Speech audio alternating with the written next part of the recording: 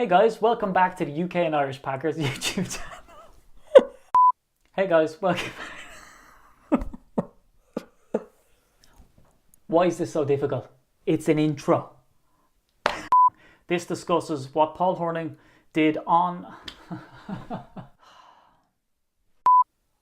Hey guys, welcome back to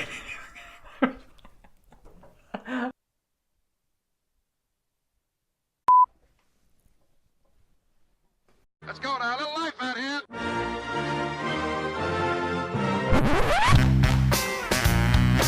What the hell's going on out here?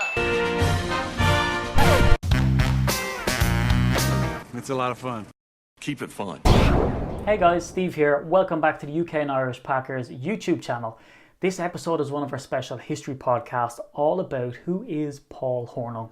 This discusses who he was on and off the field and why he really is one of the all-time great Green Bay Packers that every Packer fan should know.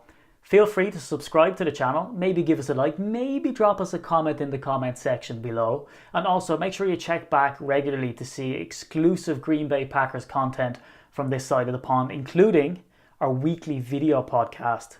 So, look, I guess I'll see you in the comment section.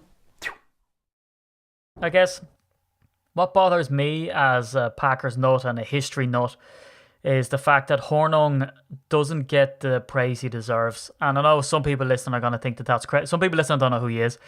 Some people listening think that's crazy because they know him as the golden boy and how great he was. But for any new fans of a certain age, and I'm going to get onto an article, just one of the best articles of all time, when doing the research for this from Cliff Crystal. It's a smackdown of epic proportions. One thing that bothers me is that an awful lot that's written about Paul Hornung kind of dogs him a bit. Like one of the articles that I've actually seen from 2012 was why he was the least deserving member of the Pro Football Hall of Fame, which is just bonkers. You know, about a player that Vince Lombardi said was the star player, was the best all-round football player that he'd ever known or coached. His exact quote was, the most versatile man who ever played the game. And I think that's telling as well, the phrasing, and I'm not going to treat this like an English class. Let's look into the words. But, you know, the most versatile man who ever played the game. It's like, you know, he didn't say player, it's man. So he's talking about his overall personality, which I'll get into some quotes from players that have played with him. And you can see that he was the leader of the locker room and he was the be-all and end-all. But it's these articles that are, you know, calling him the least deserving member, which is pretty unfair. And if you were to critically look at those articles, the way they're set up is solely for someone to fill a narrative. Kind of like what happens in the off-season, I guess, is that you'll have people who have to come up with stuff to talk about. So they go, oh, this is why this person's crap. You know, let's dump all over their legacy. So let's not have that happen. So thought I'd give people who didn't know about him some facts. So this guy, born in Kentucky, 1935. I'm going to not treat this so chronologically, but what you need to know about Hornung is that he was a standout player from way back when. So in high school, lettered in 3 sports. So he was kind of seen as kind of, you know, this freakish athlete that stood out. He went to college and did the same. And this is where the kind of criticism articles come in and say, oh, we played for Notre Dame, you know, which his mother didn't want him. His mother wanted him to go to Notre Dame. He was meant to stay with Bear Bryant's team locally, and he would have done well, but he went off to Notre Dame. But they were kind of seen as the media darling back in the day, and that's one of the reasons why some of these critiques come out about him, about, you know, he was with this team, they had a losing season, and that's why he was the golden boy of the nation. But he was a golden boy for a reason. I mean, the guy had pedigree since high school. He came into college, and he's the only player ever to win the Heisman on a losing team. Notre Dame went 2-8 that season. But the fact that this guy was a baller, he accounted for over half of Notre Dame's points that season. So talk about putting a team on your back. And I'm going to get into a Cliff Crystal article at the end where he sort of goes through his, you know, rationale as to how important Paul Hornung was to the Packers back then, and not to go, because he calls these guys stat geeks, which is certainly what the criticism article does, is it kind of says, oh, look at Hornung, he was 1.94 drop percentage versus, you know, and talking about this stuff and comparing him, because they said, oh, he was only the second best, you know, running back on the team, and they talk about Taylor. But I mean, Jim Taylor was the second best running back in the league at the time behind Brown, and they even compare Brown versus Taylor when the two sides faced off against each other, and they said that Taylor had the upper hand on Brown. So it depends on how you look at it. So is there any sort of indignation at being the second best on a team with one of the best all time, arguably? So look, he accounted for more than half the team's points, and there was a guy called Johnny Majors at the time, and he was the closest in polling to him, and he went flawless that season, but Paul Hornung still ended up beating him out. So the Packers drafted him first overall in 1957. They got this like bonus pick, and they got to pick Paul Hornung, and they went with it. Now Cliff Crystal dives into it and sort of says, why was Hornung so great? Well, you see how great he was by listening to Vince Lombardi's quotes and reading his books, by listening to the players that actually played with him and not looking at some like vague statage to crap all over his career. He was a leader in the locker room. Yes, he was a media darling, and he had that sort of playboy image. Vince Lombardi famously said to him, "You want to be a football player or a playboy?" And he said, "I want to be a playboy." And he never thought he was going to be a football player. In fact, he was good in high school, he was good in college, never really saw his pro career as something that he was going on to do. He majored in business, went on to be a very successful businessman, but ended up having a pretty savage NFL career, but only when Vince Lombardi came to town. So he played a fullback first, and then he went to halfback, and his career kind of took off. But looking at some of his stats, 9-year career, 4.2 yards per carry, 130 catches, 66 field goals, and 760 points. He famously missed, I read it, didn't write it down, something like 26 field goals in one season or something. So he has that accolade too. So he won 4 championships under Vince Lombardi, and as I said, Lombardi called him the most versatile man that he ever played with. He was part of that Jim Taylor partnership that they called Thunder and Lightning. Now, this is another thing that they criticise him for, is that, he never really carried the ball in the power sweep. He totally did. He was the main player. I mean, they'd run it from the weak side, but they said that Paul Hornung was it, and they also had this sort of, running back option where he'd run it or throw it, and Hornung played quarterback when he was in college. Because of that versatility. He could run, he could block, he could throw. Now again, they point to his season where he threw a dumper load of interceptions, but that was on a team where he was, accounting for half their points. So he was pretty dominant. So in 1959, Vince Lombardi comes in, and the rest is history. Then he becomes what they call Mr. Outside, and Taylor becomes Mr. Inside. So they run the power sweep or the Packer sweep, and he was meant to be super adept at blocking. So, I mean, it's sort of, if you look at the likes of Jimmy Graham now, and they talk about tight ends, and they talk about blocking and all the rest, and, they look at Graham as that red zone threat, and that's what sort of trumps all. Oh, he's not a great blocker, but that red zone threat is crazy. Like, Hornung was a red zone threat. He was known for being ridiculous in the red zone, and also he was one of the best blocking backs in NFL history, certainly in Packers history. So, won 4 championships, led the league in scoring in 3 straight years. 1960 was a 12-game season, and in that season with 12 games, he racked up 176 points.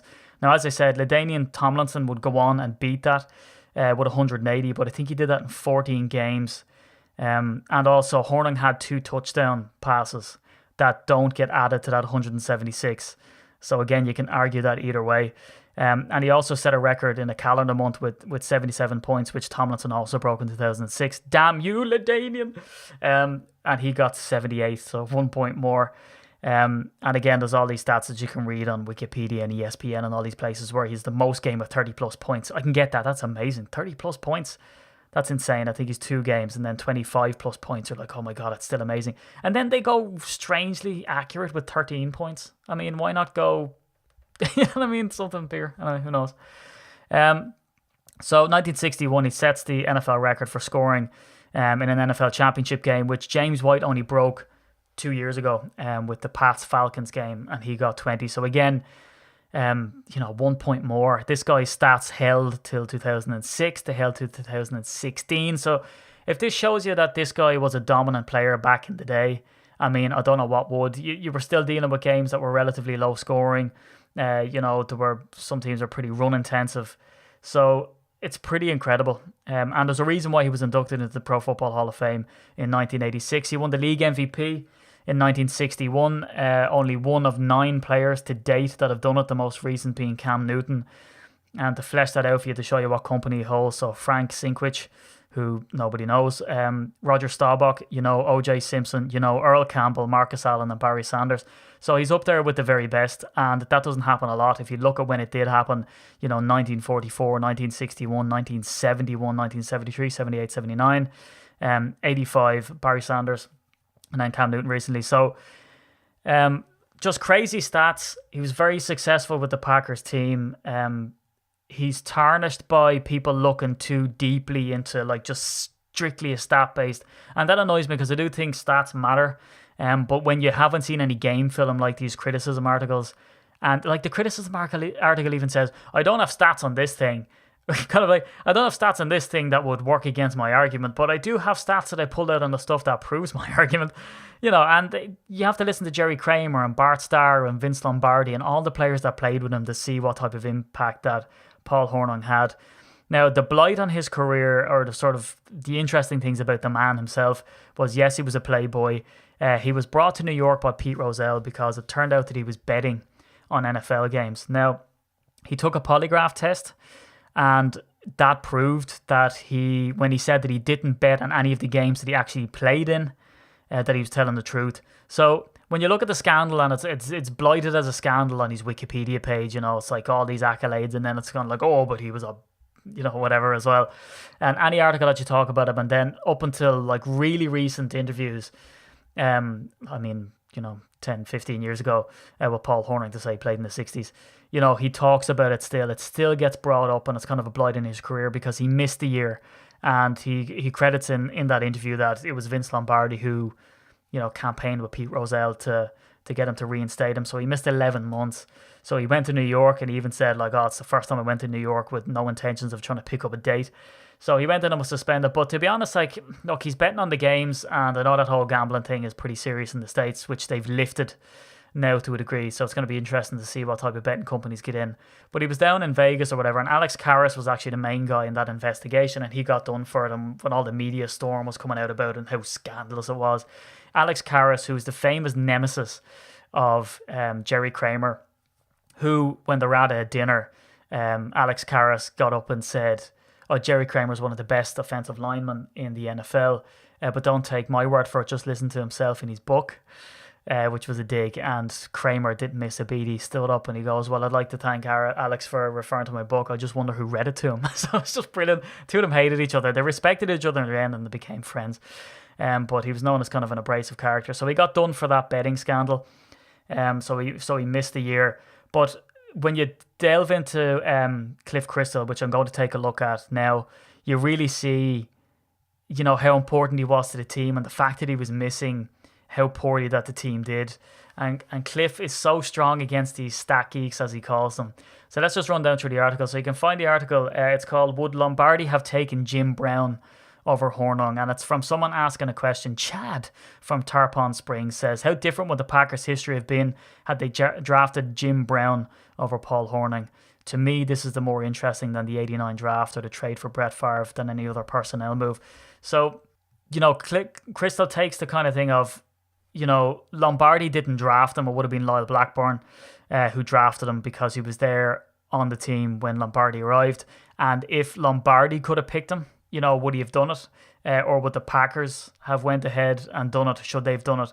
But like what, Cliff Crystal says, they'd done their due diligence with him and still chose him. Because remember, Brown was up for the Heisman Trophy, and I think he came in either 4th or 6th that year, and you could see the kind of quality and the versatility that you had in a player like Hornung, and he was selected first overall.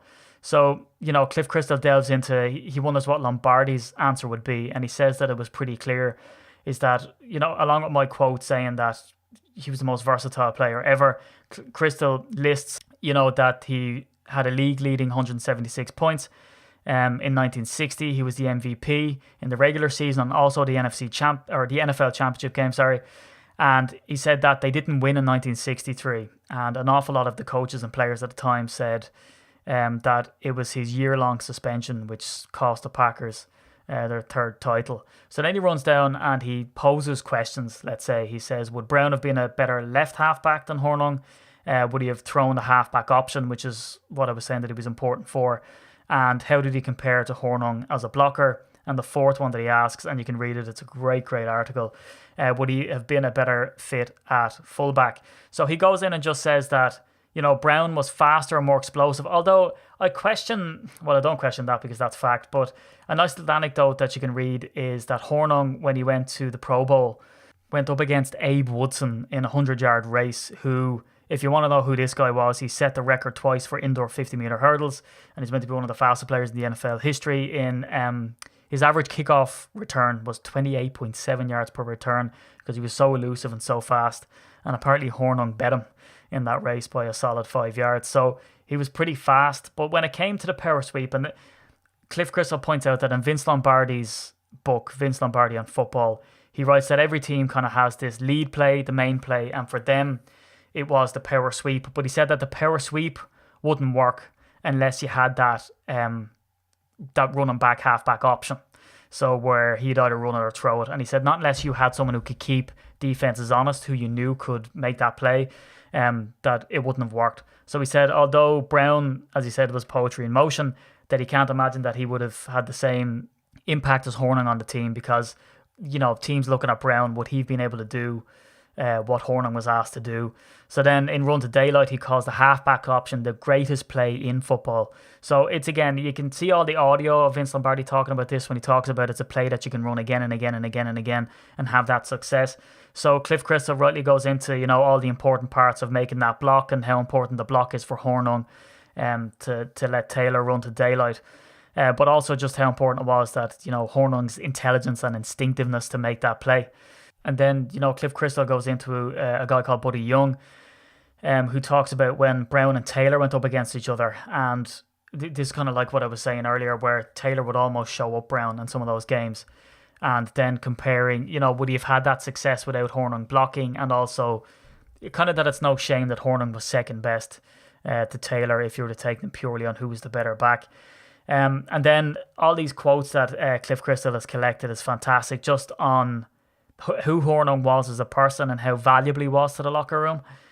So Herb Adderley said Vince called him our money player, and that he was just that. He should have been the first player from our team in the Hall of Fame. Jerry Kramer says he was always the star of our team, even after he stopped being the best player.